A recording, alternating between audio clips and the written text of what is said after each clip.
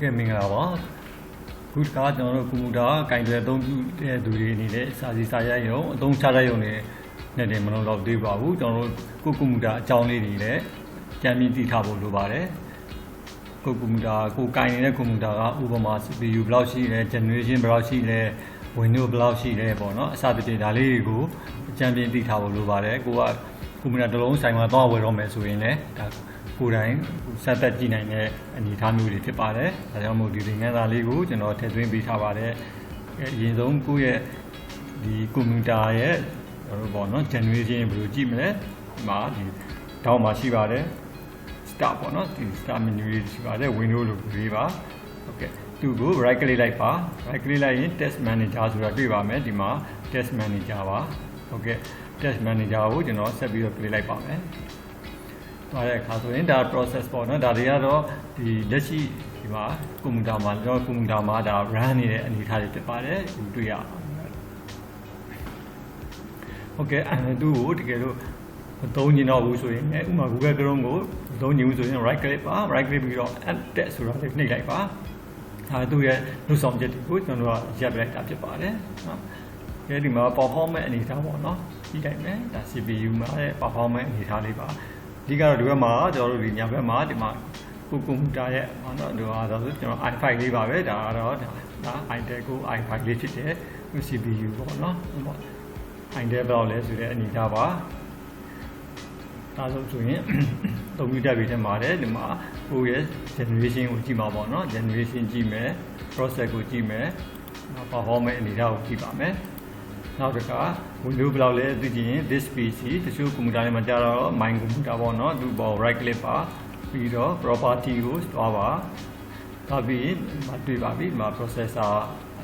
တွေ့ပါတယ်ခုနကြည့်သလိုပါပဲခုနနဲ့ကြည့်သလိုပါပဲ processor ကြည့်ပါမယ်ဒီ memory တွေဘယ်လောက်ရှိတယ်လဲနော် Windows က activate ဖြစ်တာမရှိဘူးလားစသဖြင့်ပေါ့နော်ဒီမှာရှိပါတယ်ဒါကကွန်ပျူတာအကြမ်းမြင်ကြည့်တဲ့သဘောဖြစ်ပါတယ်ဒီကွန်ပျူတာရဲ့အကြောင်းကိုအကြမ်းမြင်ကြည့်နိုင်တဲ့နေရာလေးတွေကိုကျွန်တော်ပြောပြပေးတာဖြစ်ပါတယ်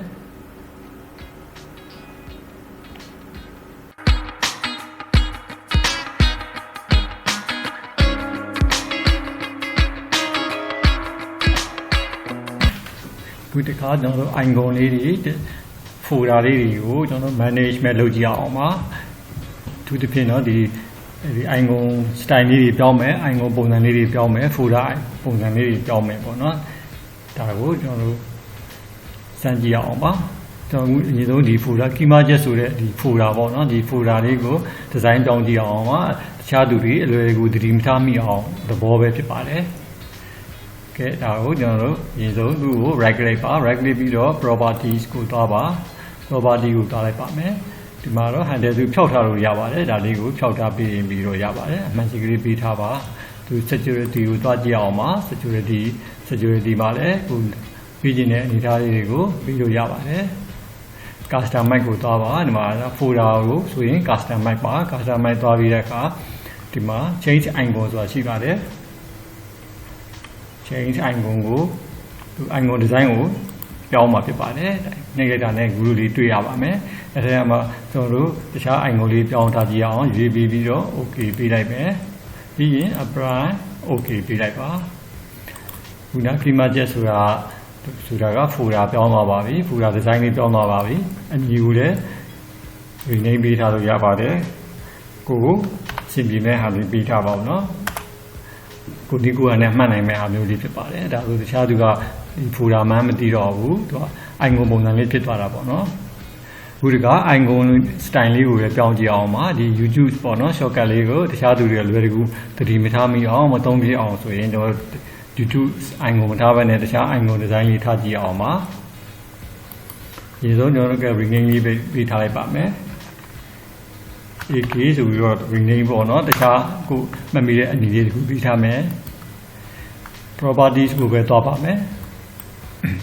property ကိုသွားမယ်သွားပြီးတဲ့အခါဆိုရင်ကျွန်တော်တို့ဒီမှာ change icon ရှိပါတယ် shortcut မှာပဲ change icon သွားပါမယ်ဒီသူကြတော့ system file ထဲမှာရှိပါမယ် design လေးတွေက system file ထဲမှာပြီးတော့တခြားကိုထားခြင်းနဲ့အားလေးတစ်ခုကိုအပြင်ရွေးထားကြည့်လိုက်ပါမယ် open လုပ်လိုက်ပါမယ် ကဲရွေးလိုက်မယ် okay ပေးမယ်ပြီး apply နဲ့ okay ပေးလိုက်ပါဒီလိုမျိုးလေးဖြစ်သွားပါပြီဒါ YouTube လို့ဒီများကတော့အလွယ်တကူမထင်တော့ဘူးပေါ့နော်โอเคဒါကတော့ဒီ folder တို့ icon တို့ကို design လေးတွေပြောင်းတဲ့နည်းဖြစ်ပါတယ်ဒီ hide လေးပေးထားရင်လည်းကျွန်တော်တို့ရပါတယ် property ရပြီးတော့ဒီမှာ hide ပေးထားပါเนาะဒါတွေပြောင်းနေပါလိမ့်မယ်โอเคဒီသင်ခန်းစာတော့ဒီလောက်ပါပဲ